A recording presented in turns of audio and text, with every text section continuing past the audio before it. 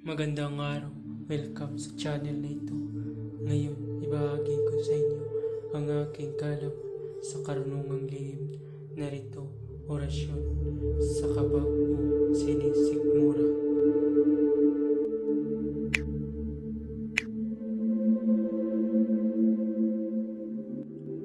Pamilin, mahalin at pagkaingatan ang bawat ibinabahagi ko sa YouTube channel na ito. Ang kapangyarihan na kapaloob dito ay lubhang maywaga. Gamitin lamang sa kabutihan at pagganap ng kalooban ng Diyos. Maginhuwaran at laging isa puso't isip ang 7 layunin.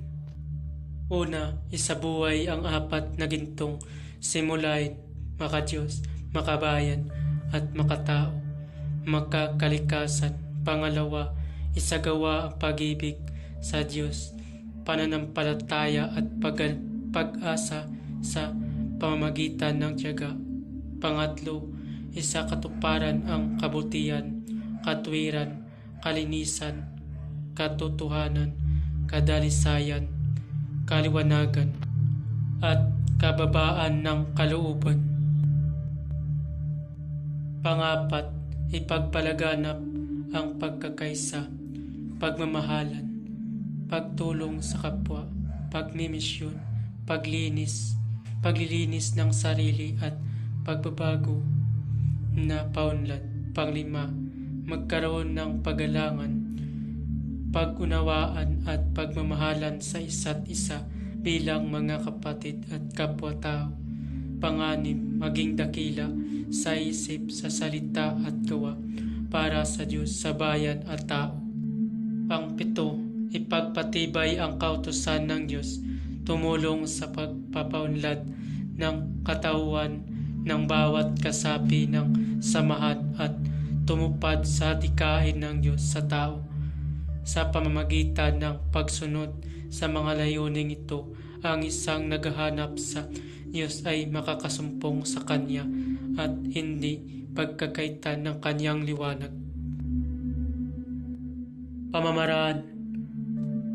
Bago gamitin ang orasyon ay magdasal muna ng 3 Ama Namin, 3 Aba Ginoong Maria, 3 luwalhati, at 3 sumasampalataya.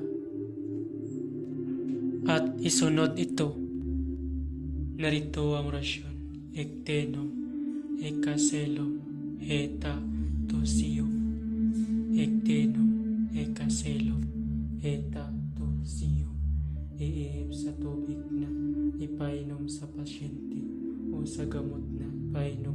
Maaari din isulat sa papel na itapat sa sikmura o salin ang orasyon ng 3 beses. Maraming salamat. Babala, ang lahat ng orasyon na aking ipinabahagi dito ay lubhang makapangyarihan. Gamitin lamang sa mabuti. Kung sino man ang gumamit sa masama ay mayroong bad karma. Maaari maghirap habang buhay hanggang kamatayan. Maraming salamat po.